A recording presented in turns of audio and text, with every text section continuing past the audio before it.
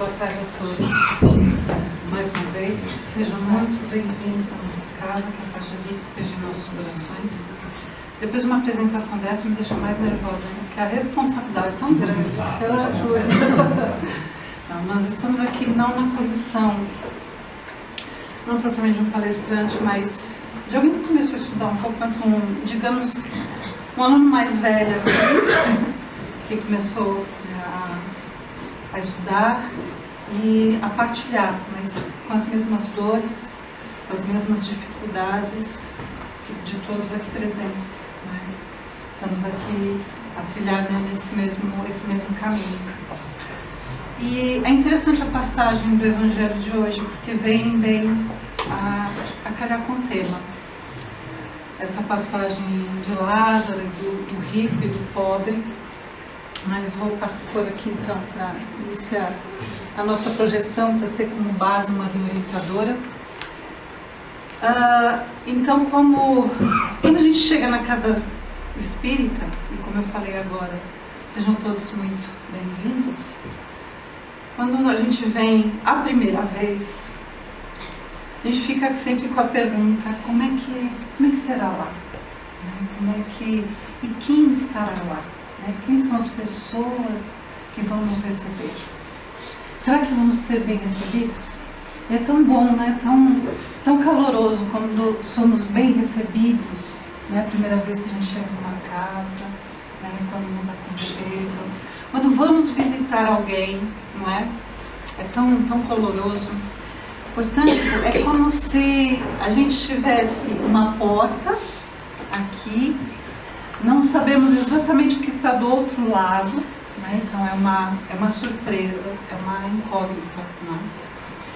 E quando também viajamos a um país desconhecido, onde não conhecemos ao certo a cultura, os hábitos, muitas vezes até o idioma, né? Então temos toda aquela, né, expectativa de como será esse local para onde estamos a viajar, esse país desconhecido, esse local desconhecido, e que muitas vezes a gente quer levar muitas pessoas com a gente, mas a viagem, quando nós vamos viajar, quando nós vamos de férias, a gente não leva toda a família, né, conosco.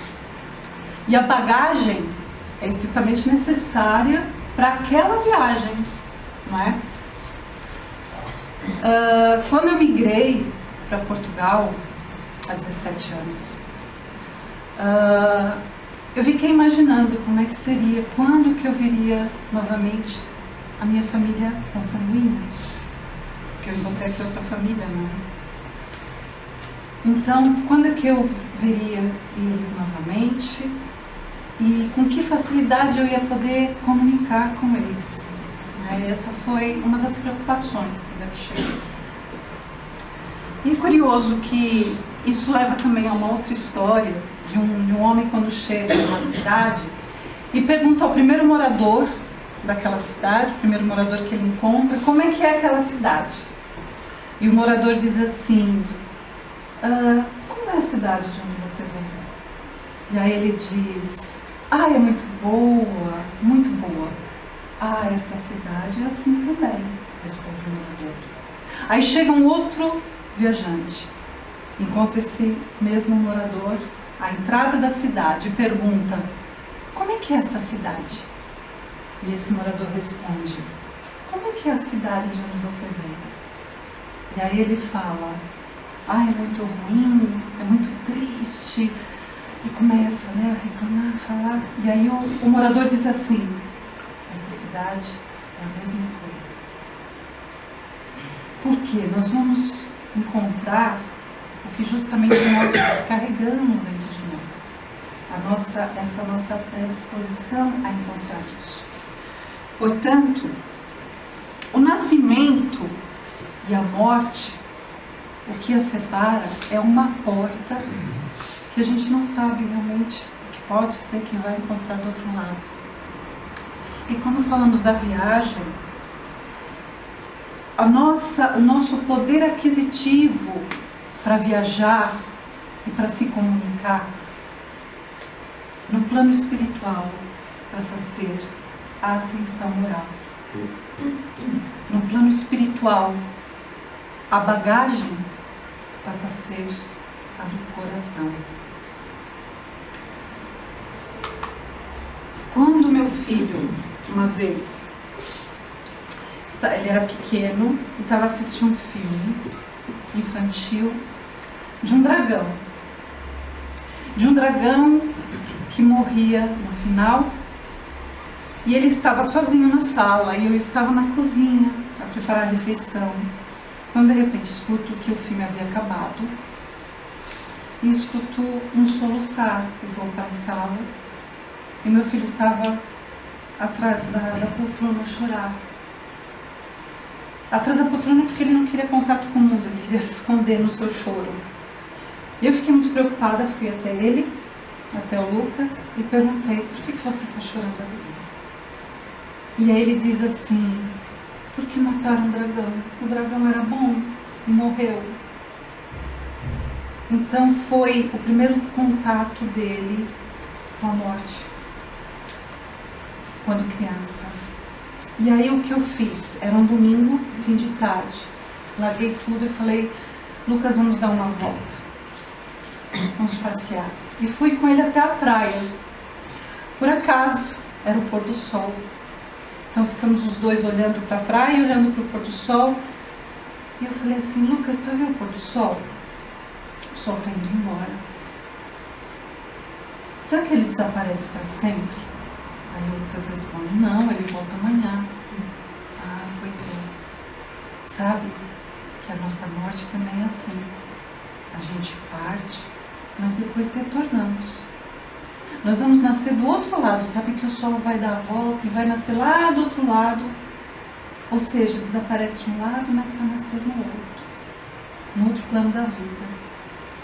E foi assim que eu consegui, com a graça de Deus, explicar para o Lucas essa passagem. Foi interessante e bem propício. E Richard Simonetti, ele fala que ele compara a morte com um barco que parte, sai de um porto, onde muitos se despedem dele, e ele vai parar no outro porto, onde outros estão a receber. Então é assim que nós podemos ver essa passagem, né, a morte. Porque hoje, esta semana, foi bem lembrado, né, esse tema. E o tema de hoje era justamente a visão espírita da morte, mas que eu prefiro falar da vida após a morte, porque falar da morte é falar da vida. É interessante que o dia 31 de outubro, nos países anglo-saxões, eles creem que a alma dos mortos desce à terra. E o dia seguinte, que é 1 de novembro, que foi trazida pelo Papa Gregório III no século VIII, foi uma solenidade que ele, então, quis colocar no calendário para celebrar as pessoas santas, ou seja, aquelas que vivessem de acordo com o Evangelho. E que mandou até construir uma catedral em Roma para isso, e para essa solenidade, né? Por isso o Dia de Todos os Santos. E o 2 de novembro, que viria logo a seguir, que é lembrado por muitos com oração, a partida dos entes queridos. Portanto, vamos refletir e vermos qual é a nossa visão da morte, né, dessa passagem. E aqui temos uma lagarta, então eu vou buscar com as lições da natureza, porque a natureza nos ensina tanto, e eu acho que muita coisa que a gente às vezes fica a pensar como solucionar, basta a gente olhar para a natureza, como é que ela soluciona. A lagarta começa então a sua vida assim, com dificuldade, mas depois ela se fecha no casulo e a sua nova vida, ela ressurge como uma linda borboleta. Ela traz resquícios, né, daquele inseto, daquele ser que ela foi naquela vida anterior. Mas a vida atual, ela ressurge com tanta beleza, né, e maior do que aquela que ela foi. Então nós podemos ver assim essa passagem à morte como uma transformação, como nos diz Lavoisier. Nada se perde, tudo se transforma. Eu acho que é assim para tudo na vida e para essa passagem também. Portanto, como na natureza nós observamos, quando morre a flor, nasce a semente. Quando morre a semente, nasce a planta. E a passagem do Evangelho, que vem de encontro a nós neste momento, o que me chama mais é do capítulo 2, item 5, Meu reino não é deste mundo, do Evangelho segundo o Espiritismo, que nos diz que a vida corporal não é mais do que uma passagem, uma curta estadia num país, que foi como começamos, né, essa reflexão, né, no slide anterior. Para aqueles que não têm a certeza da vida futura, qualquer perda é muito dolorosa. Qualquer perda de afeto, de bens, lhe pesa muito. E também age com os bens como uma criança que não vê além dos brinquedos que tem à sua frente. Agora, aquele que tem a certeza na vida futura, ele já relativiza a dor, relativiza os bens. É como uma pessoa muito rica, mas que pede uma pequena soma de dinheiro e aquilo pouco lhe importa. Então é a mesma sensação. Então, como isso atenua o nosso coração? Eu acho que, a meu ver, a desencarnação teria 3 fases, né, para aquele que, tanto para aquele que fica como para aquele que parte. Primeiro é a dor da saudade, e depois vem a aceitação e o desapegar, como quem deixa, liberta uma ave para voar, alçar outros voos. E lembra-me uma história oriental de um rabi, que ele sai para fazer uma longa viagem e deixa sua esposa no lar. Entretanto, durante a sua ausência, os seus 2 filhos desencarnam num acidente. E a esposa, muito valorosa, consegue passar por essa dor, por essa dificuldade, consegue passar por aquilo sozinha, com a confiança que ela tem em Deus. E quando o rabi volta, como ele tem problemas cardíacos, dificuldades cardíacas, ela tenta transmitir-lhe a notícia da forma mais tenua possível. Então ele chega em casa e aí ele cumprimenta a esposa e fala: e os nossos filhos? Já vamos falar dos nossos filhos, vai tomar seu banho, vamos fazer a refeição.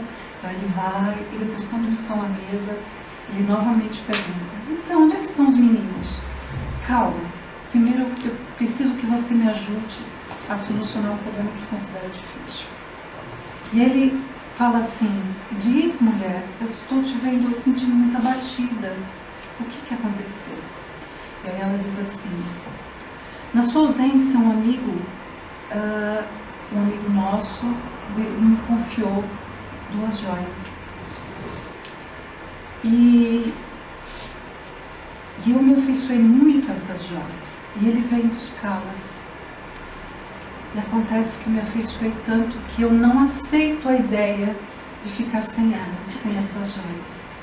E aí o marido fala assim: mas que isso, esposa? Você nunca foi de vaidades? Como isso agora? Não, eu vou te ajudar. Juntos vamos entregar essas joias. E ela fala assim: está bem, que seja assim feito. Na verdade, essas joias já foram entregues. Elas são os nossos filhos. E aí ele percebeu. E ela diz assim: Deus, na sua ausência, veio buscá-los. Então os 2 choraram juntos, grossas lágrimas, mas calmos, resignados. Então, um dos títulos, a perda de pessoas amadas, uma fase assim difícil, a resignação que mostra nessa história. Mas que quando o Evangelho nos fala desse item, e que ele fala também das mortes prematuras, me faz também lembrar essa escultura de Michelangelo, de Pietà, de Mãe Santíssima com Jesus ao colo. É interessante que o formato dessa escultura, como os renascentistas da época faziam em pirâmides, num formato de uma pirâmide, e que Michelangelo aqui, propositadamente, diminuiu a proporção de Jesus para pô-lo num regaço de Maria. Interessante que, para toda mãe, o filho é uma criança, é um jovem. Para toda mãe, ele nunca envelhece. E ele, através dessa escultura, justamente nos convida ao luto com Maria, a sentir isso. É interessante que a face de Maria aqui está mais jovem, como que a invocar a sua pureza, a pureza da juventude. E também está tranquila, resignada, o que contrasta com os artistas da época que faziam sempre Maria com aquele olhar mais triste, mais pesaroso. Então coloca aqui o olhar, a imagem da resignação. Ou seja, nos transmite muita coisa essa escultura. E aí quando vamos ver o que o Evangelho, o que os Espíritos nos dizem a respeito desses temas, eu trago aqui apenas um resumo, alguns destaques. A primeira coisa que a espiritualidade nos diz é que há, por trás de tudo isso, uma razão regeneradora.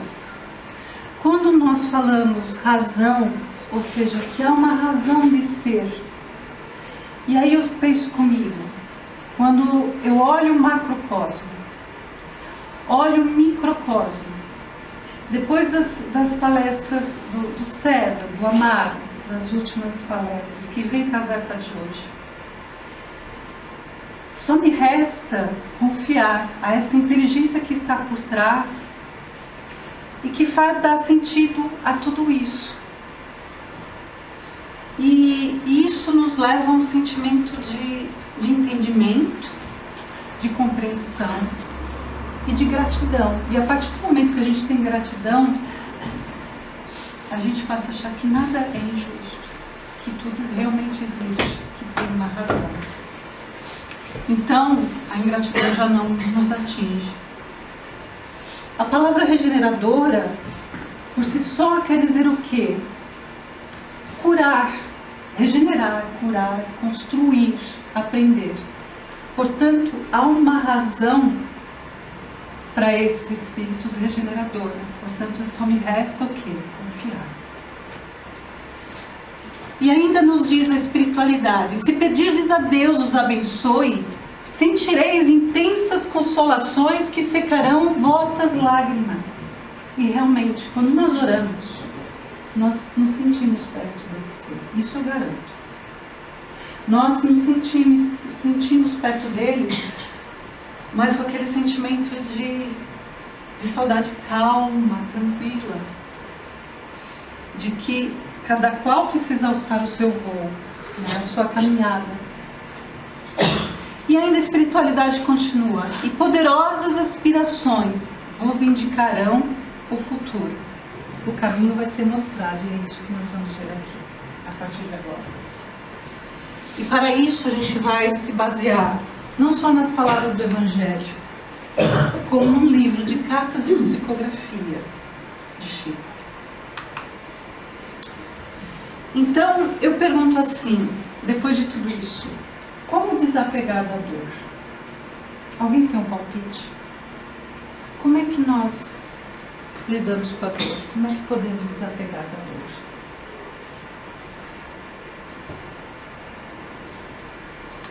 Talvez leituras, talvez livros, sim?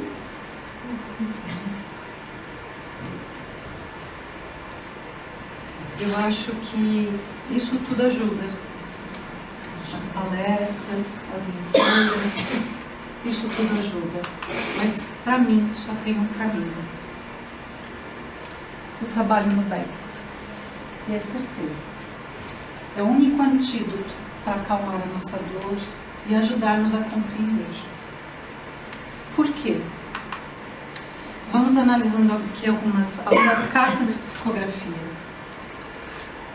Neste caso, né, essa criança então diz aos pais, aliás é um jovem, a melhor maneira de lembrar os que morrem é justamente adquirir um espaço na terra para abrigar meninos e meninas que começam a vida, às vezes rejeitado pelos próprios pais. Porque, apesar do filho muito querido ter se ido, fica aqueles que muitas vezes não têm pais. Apesar do filho querido ter ido, pode ter ficado o outro filho difícil, é ele que precisa de nós. Então o próprio caminho indica, né, a própria vida indica o caminho, né, o que devemos seguir. E que isso, acima de tudo, ajuda muito a estarmos perto deles. E eles vêm, eles sentem. E sentem da melhor forma possível, pela razão melhor possível. Essa criança diz assim: agradeço a mãezinha Ione quando fez lembrar o meu aniversário inexpressivo em que as centenas de crianças em creches me fizeram chorar de alegria. Ela mostra que ela estava presente. Essas cartas de psicografia do livro A Vida Triunfa é muito interessante. Tem várias cartas. E que nós vemos a riqueza de detalhes dos nomes dos entes queridos, detalhes do desencarne, tudo pelas mãos, né, pela mediunidade de Francisco Cândido Xavier. E que eu confesso que relutei para ler o livro, porque eu achava que eu ia ficar triste, mas muito pelo contrário. Quando eu li aquilo confortava tanto o coração, né, como pela própria ética de Emmanuel, né, inspirando Chico. Mas continuando, na casa onde eu estive em São Paulo, havia um trabalho que era todo domingo, início do mês, né? Primeiro domingo do mês, que era um trabalho das mães. Então se reuniam todas essas mães, da sua grande maioria que haviam perdido filhos, né, filhos que haviam desencarnado, e era coordenado pela mãe Dilma. Era dos trabalhos mais fortes da casa. O amor de mãe, quando passa então, né, a canalizar, o amor que seria canalizado pelo seu filho, a canalizar para outros, aquilo expande e amplia-se e acalenta de uma tal forma que realmente é dos melhores trabalhos. Lembro-me que na sala de passe em que eu estava, éramos, sei lá, acho que 15, e tinha que ser eleito um coordenador da sala. E então foram as nossas fotos para análise e foram ser analisadas pela direção. E aí quando vem a resposta, que na verdade respondeu foi a espiritualidade, foi uma companheira nossa, ou seja, não era das mais conhecidas da sala, e ela havia perdido filho há pouco tempo, uma criança que havia desencarnado. E aí responderam por quê. A espiritualidade disse que era a pessoa que mais orava naquela sala, por isso que eles estavam mais perto dela. Eles conseguiam ter acesso melhor a ela, porque é a pessoa que mais orava, porque era a forma dela estar perto do filho. E realmente ficamos perto, vamos ver mais adiante. Na rua onde eu morei, paralela a essa, em São Paulo, havia desencarnado uma criança, que era o Ives Ota, porque os pais eram comerciantes e justamente os seguranças e alguns funcionários raptaram ele, e o desfecho não foi bom. as pessoas foram presas e o pai do Yves então vai até a nossa casa espírita, né? Os pais desorientados com o acontecimento. E eles então respondem da melhor forma possível, criam uma instituição, a instituição Ivisota, que acolhe crianças, né, ou jovens, pessoas vítimas de violência. O pai do Yves vai até a prisão para conversar com a pessoa, né, com o criminoso, então.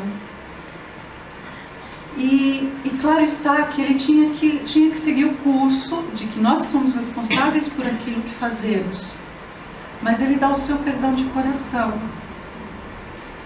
e para seguir adiante, para se libertar daquela dor, né? Não podia se apegar àquilo e se desprendeu daquilo. Então ele cria também uma praça perto da nossa casa em São Paulo, uma praça onde todos os anos, o Natal ela é super iluminada, o nome ficou da Praça Ivisota, em homenagem à criança, e fazem sempre festas para as crianças, no Dia das Crianças, no Natal, ou seja, eles então canalizam aquele amor para as muitas crianças, como uma forma de superar a dor. É por isso que realmente eu não vejo outra forma de superar a dor que não, senão no trabalho no bem. A canalizar para outros, a canalizar para os que ficaram.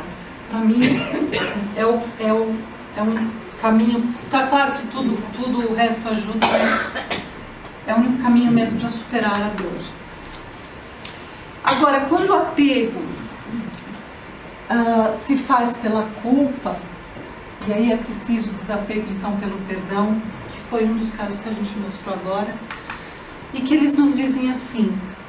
Amigos, numa das cartas, amigos esclareceram que não encontraria lugar melhor para sofrer a prova. Foi o caso de uma criança que desencarna justamente dentro da igreja, da Nossa Senhora Aparecida. Na verdade é um grande santuário, assim como de Fátima. E aí foi que a espiritualidade explicou que não haveria lugar melhor, mais bem preparado, que tinha chegado o momento que aquela criança tinha que partir. Porque muitos poderiam perguntar, né, no nosso imediatismo, perguntar, mas então, não estava protegida e por que ali? E por que não, se não seria também o melhor local, mais protegido e resguardado de obsessores? Na outra carta, nos diz assim, que tudo tem sua razão de ser. A máquina pesada, que era um caminhão, buscou-me parecendo um cobrador de contas a que não pude resistir. Mas diz, tudo tem sua razão de ser. Então a gente vai vendo em vários trechos das cartas uma resignação, uma calma que eles tentam então transmitir aos que ficam. E no outro trecho diz assim, se souberem de algum detalhe do sucedido, por caridade, não cultivar qualquer ressentimento. Estou bem e não desejo cair em depressão por ações movidas contra alguém. Ou seja, desencarnou pelas mãos de alguém, mas ele não quer que siga adiante com qualquer penalização, porque havia uma razão de ser daquela forma. E tudo que a gente faz aqui, os que os familiares fazem, eles sentem, aonde estiverem, eles sentem. Quantas vezes é preciso colocar aquela redoma energética para que eles não sejam atingidos pelos conflitos ou pelo sofrimento dos que ficaram na Terra. Sejam conflitos de herança, sejam conflitos em tribunal contra partidas desse tipo. Então, e que eles pedem, aquilo chega pelo pensamento até eles. E que eles pedem que o melhor que tem é esquecer. Então, é uma forma de desapego. E por isso trago aqui uma mensagem, essa é mais longa, essa que eu vou trazer quase que na íntegra, e que correu aqui em Cascais, em Portugal, e que está nessa obra A Vida Triunfa, e que foi uma psicografia então de Francisco Cândido Xavier, mas eu não vou colocar aqui os nomes. Então, o rapaz, só um instante, o rapaz morava em Cascais, a parte da família estava no Rio de Janeiro, e o pai era comerciante é o que eu posso falar mais. E aqui ele vai narrar, então, eu vou narrar a carta que ele endereçou aos pais. Então ele diz assim: meus pais, viestes até aqui buscar a verdade, porque eles não estavam entendendo o que tinha acontecido, se era suicídio ou não. E estou presente a fim de responder-vos, mãezinha, em minhas travessuras de rapaz, que deveria ajustar-se aos princípios renovadores cabíveis em minha própria idade.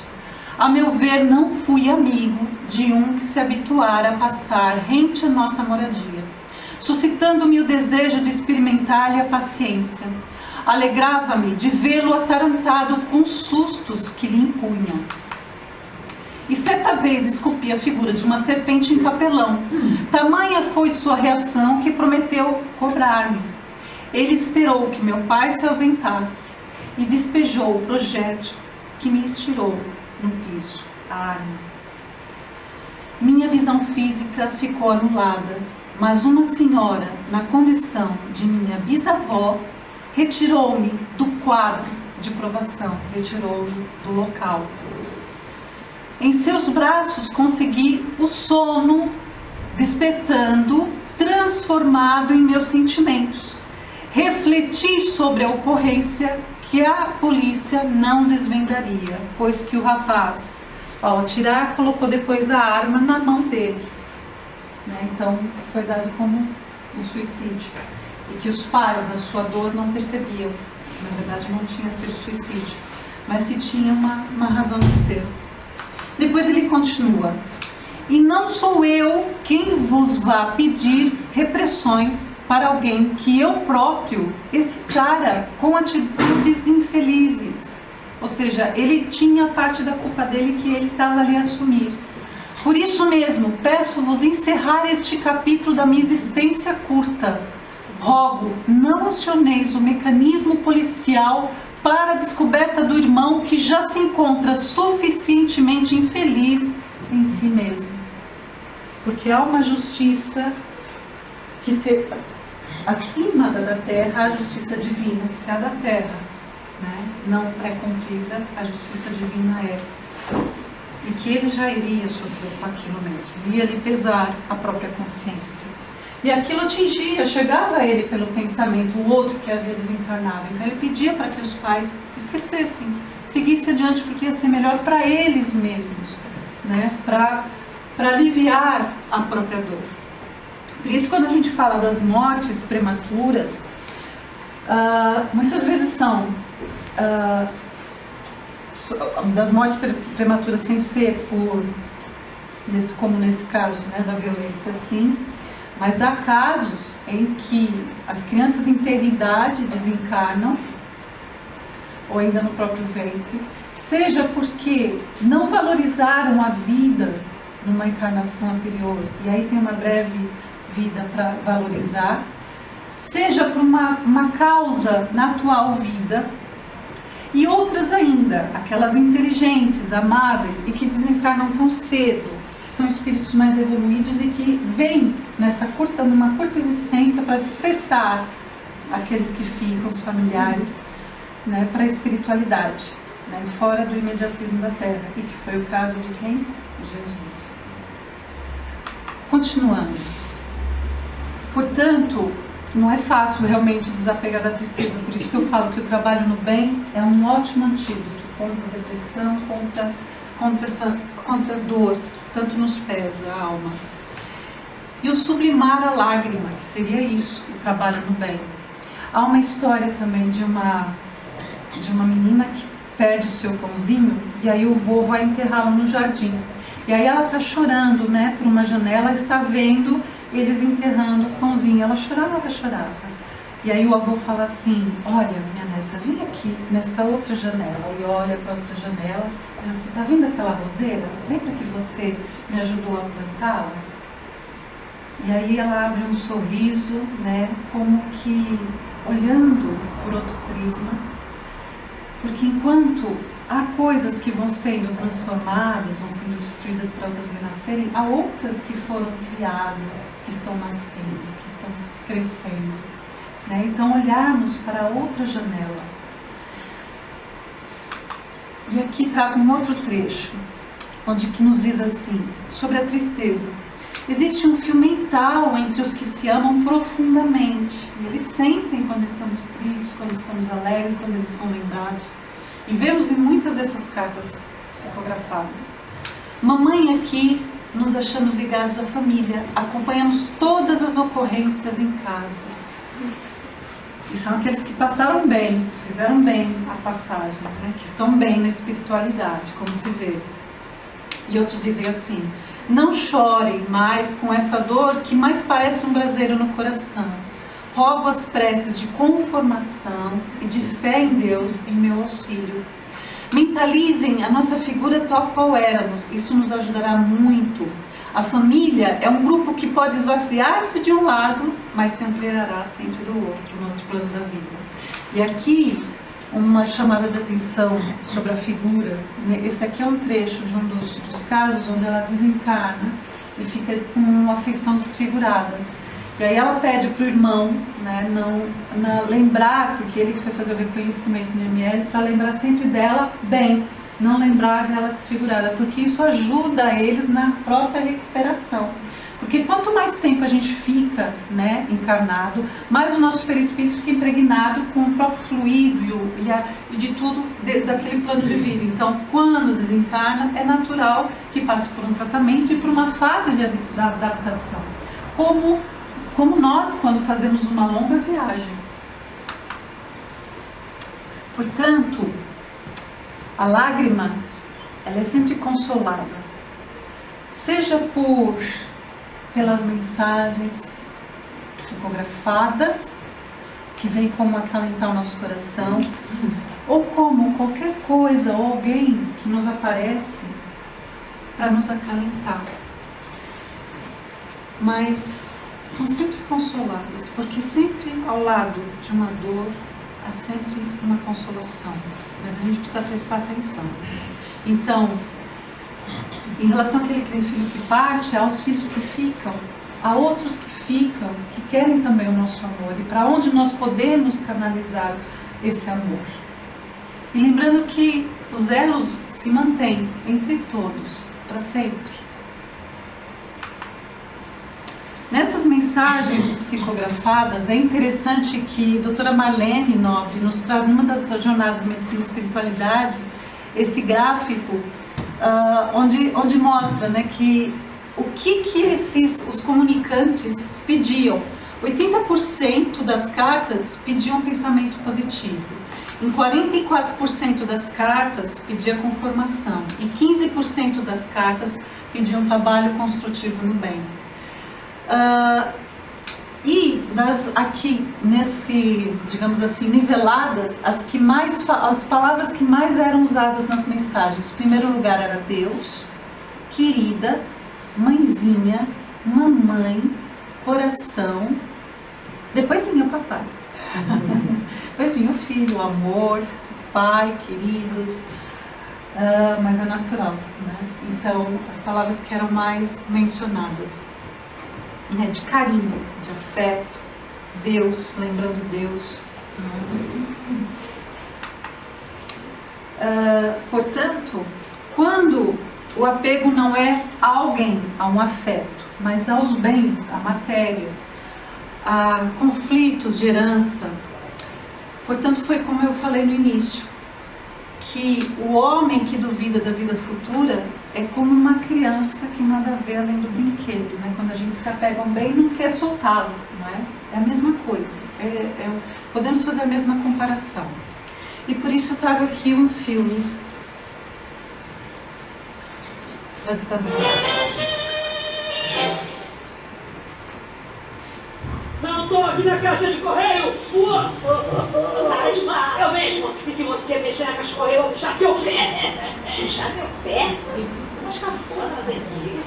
Olha, você vai puxar o meu pé só porque eu tava mexendo na minha caixinha de correio? Na minha caixa de correio? É minha, eu moro na casa nova. Ah, é, mas quem morava aí era eu antes de morrer. E eu não me lembro de ter deixado essa caixa de correio de herança para ninguém, portanto ela é minha! Peraí, deixa eu ver se eu entendi. Você tá assombrando uma caixinha de correio? Por quê? Pode? Pode. Por quê? Porque eu troquei meus 5.000 pontos no cartão de crédito para o chachador de batata e ele não chegou. Eu morri e ele chegou. Descascador de batata? Ah, deixa isso pra lá. Não, vou deixar não. Sabe quanto tempo eu demorei pra juntar 5 mil pontos de cartão? Mas agora você tem que se concentrar nessa sua nova fase da vida. Tem que desapegar dos bens materiais. Mesmo que seja algo assim muito importante, como um descascador de batata. Ah, debocha, menina. Eu tô brincando, mas é sério. A sua realidade agora é outra. Que batata que você vai descascar aí? Não tem batata aqui. Vou querer meus pontos de volta. Você quer acumular ponto? Quero. Então vamos começar fazendo as coisas certas, tá? Vamos aprender sobre a vida, trabalhar, fazer o bem. Ah, isso acumula pontos? Acumula paz e felicidade. E eu posso trocar por quê? Por que você trocaria paz e felicidade? Olha, o trabalho no bem já é a sua recompensa. Ah, não sei. Olha, eu gostei tanto do descascador de batata que eu comprei, era tão bonito, assim, tinha uma luz e piscava, a gente apertava o botão, saía laser, aí ficava gritando, descasquei, descasquei, descasquei. Ai, era muito lindo. Desapega. Não fica tão dependente dos bens materiais. Seja você mesmo o seu descascador. E também do jeito que a gente ainda é imperfeito, vai ter muito pepino para descascar aqui ou em outra vida, né? Ele descascava pepino no fundo. Esse descascador nem era tão bom assim, ele era até bem vagabundinho, sabe? Ele quebrou logo. Me falaram. Caraca! E até você não tem, foi mal.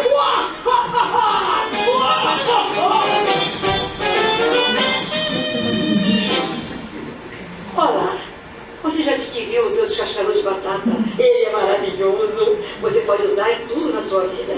Ele pode ser eficaz aqui neste plano espiritual. Sim, ele descasca todos os pepinos de nossas vidas, queridas. Então, quem está esperando, não perca tempo mais. Compre esse descascador de batata para sua vida.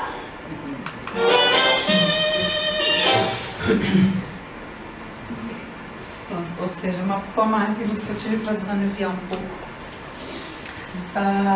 Muitas vezes nós nos apegamos também por ignorância nossa, né? Por não conhecermos outras realidades. Então, ou seja, mesmo falta de conhecimento. Mas continuando. Ou seja, o que nós falamos até agora, ao fim e ao cabo, foi sobre a nossa visão na morte, né? O que é, na verdade, desencarne, o porquê, como lidar com essa separação. Agora a gente pode perguntar, mas quando? Qual é o momento que nós desencarnamos, né? Está tudo programado. E aí a gente pode ver que, na verdade, há um plano geral, sim. Só que nós, na atual evolução, nosso estágio evolutivo, a gente dá um pouco cabo do nosso fluido vital. A gente desgasta bastante essa maquininha aqui. Nós sobrecarregamos. É o sistema nervoso, é o sistema cardíaco, é o sistema gástrico, imunológico. Com o quê? Com revolta, agressividades, irritações, mágoas, ressentimentos. E tudo isso vai, digamos assim, vai penalizando essa máquina, né? Ou seja, às vezes a gente tem ali, né, a data certa, sim, a gente sempre ameniza um pouco mais, como se fosse um suicídio indireto, e a gente lembra então de como André Luiz, para quem lê o livro, né, Nosso Lar, que é o primeiro livro de André Luiz, psicografado através de Francisco Cândido Xavier, viu como ele foi desgastando, né, o seu organismo, e depois ele foi como suicida indireto, né, porque foi acabando com o seu próprio organismo nos excessos, né, e não só. Quando nós vemos que a gente não fazendo o bem, estamos a fazer o mal. Deixando de fazer o bem, estamos deixando de fazer o mal. E aí eu apresento aqui essa figurinha do Pateta. Quem é que conhece esse filme, que é do Sr. Walker, do Pateta? Eu acho que um bom exemplo é o do trânsito, né? Uma forma de exemplar, de trazer isso. Porque o Pateta, nesse filme, ele apresenta então o locutor falando assim, que o Sr. Walker, né, ele é um morador de um local tranquilo, né, de um local pacato, um homem simples, amável, incapaz de matar até uma mosca, mas que quando entra no automóvel, entra no carro, ele se transforma, porque ganha então, sobe-lhe o poder, né, que é o carro, é como um poder, né, e ele se transforma e passa por cima dos outros, né? Então é como se é uma arma que é dada, né? Então, se formos ver o homem de outra era, né, das arenas, é como se continuasse um pouco desse homem, esse instinto, quando ele vai para o trânsito. Né? Então, é uma forma ilustrativa, que é como a gente vai acabando conosco mesmo, com a irritação, como é que a gente vai, né, adquirindo esses ódios, né, E Hernani Dufour nos traz nessa obra Reforma Íntima Sem Martírio um caso de um trabalhador espírita íntegro, mas que agia que nem uma criança no trânsito. Ou seja, as leis civis servem para serem seguidas, não é? E ele foi alertado várias vezes, foi alertado durante o sono, através dos amigos, pela intuição dos amigos, para ver se ele tinha mais cuidado, mais prudência, né, no trânsito. Acabou acontecendo o quê? O desencarne. E aí depois as pessoas, né, os familiares perguntavam, mas será que foi inimigos espirituais? Será que foi o karma? Será que foi falta de manutenção no carro? Ou será que ele passou mal? Não, na verdade foi, e a espiritualidade responde, não, foi mesmo imprevidência dele. Né? Então existem as causas atuais das aflições, né? Quando nós buscamos aquilo, e aí eles vão então poderia se perguntar, mas então imprevisão, então, mas tudo tem uma razão de ser. A imprevisão também é quando aquilo serve para o aprendizado do espírito, né? Então é como nos diz que a categoria do desencarne pode sofrer modificações conforme o proveito pessoal na reencarnação, e há casos de moratórias, né? Por exemplo, no edifício Joelma, quando houve o incêndio do edifício Joelma em São Paulo, havia um senhor que ele tinha casas de caridade, né, que ele sustentava, e era para ele desencarnar no incêndio. No entanto, ele recebeu uma moratória por ele estar fazendo todo aquele trabalho no bem, né? Então, recebeu uma moratória para continuar ainda encarnado. Portanto, nós vamos escrevendo o nosso livro da vida, né? Podemos prolongar ou antecipar a nossa passagem. E aí nós podemos perguntar, mas então para onde vamos, né? E por quanto tempo?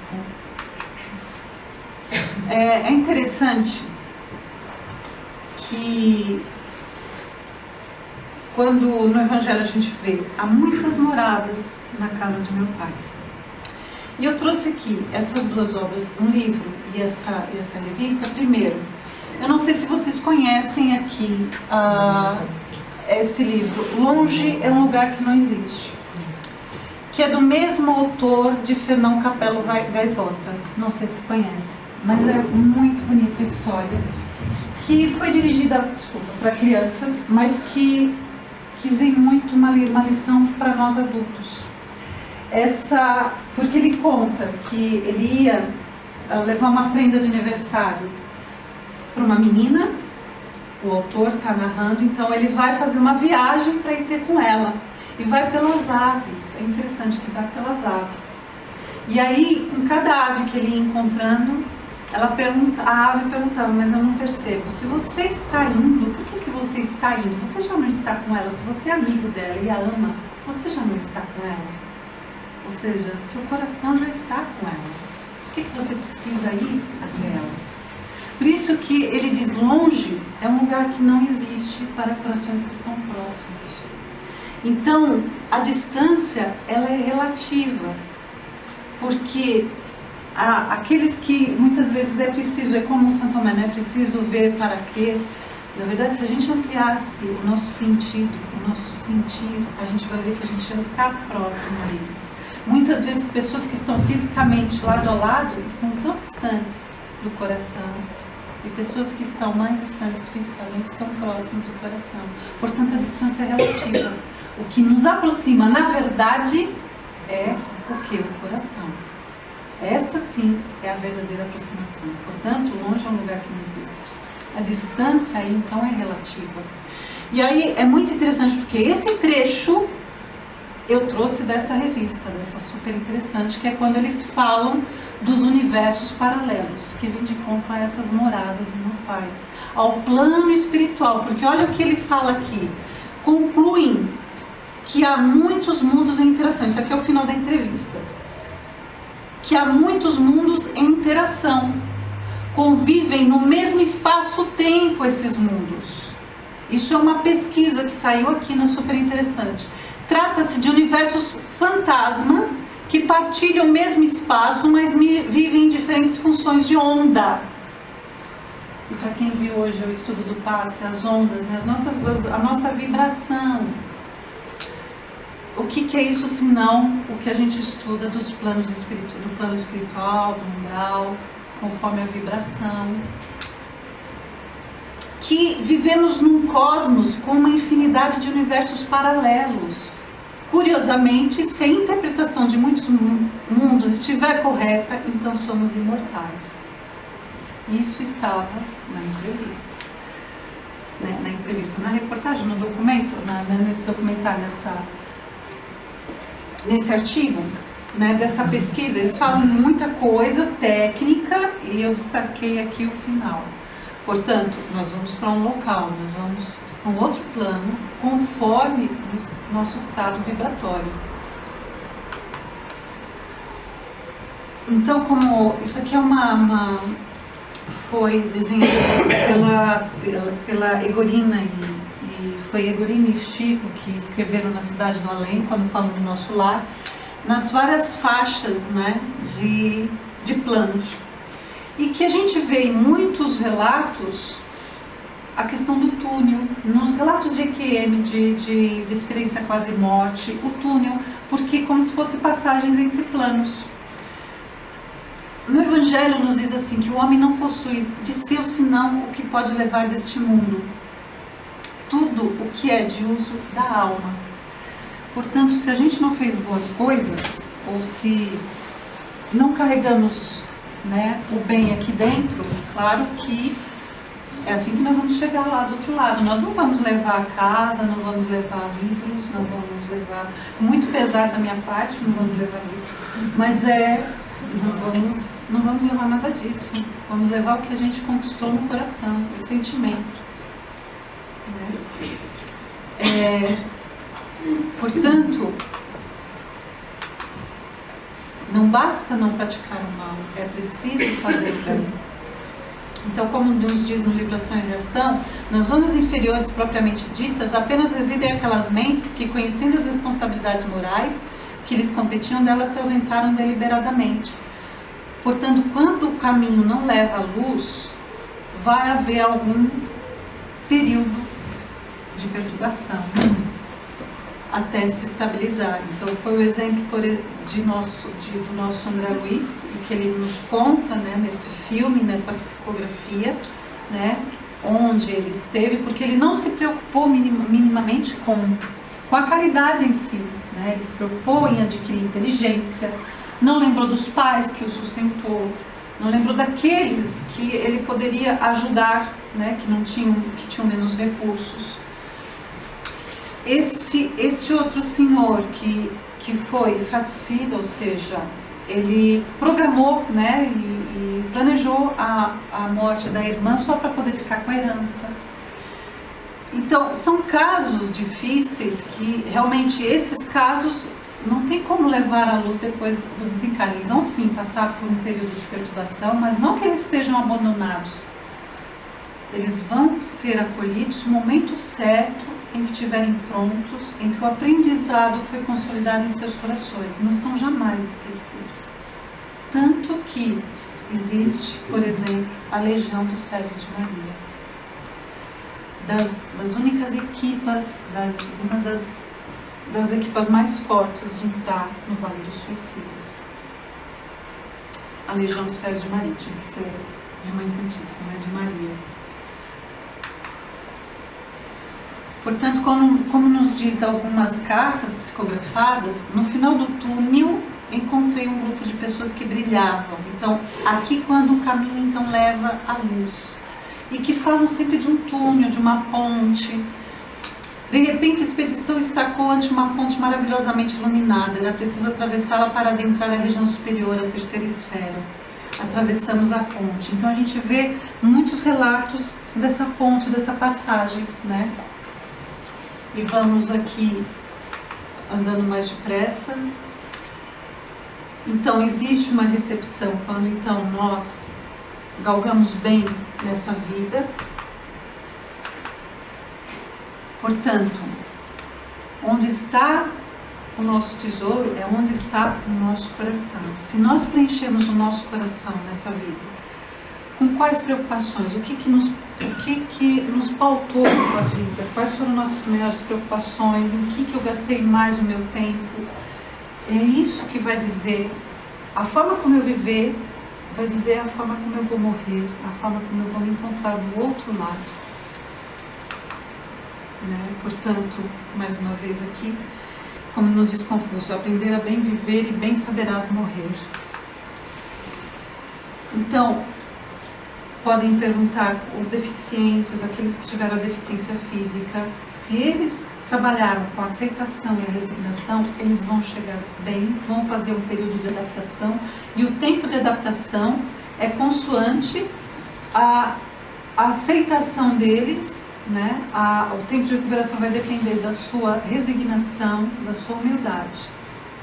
Né? Então vai depender de nós mesmos, esse tempo, esse local, e que eles falam muito do sono restaurador, né? Do sono indescritível e de tratamentos. Eu vou passar mais adiante.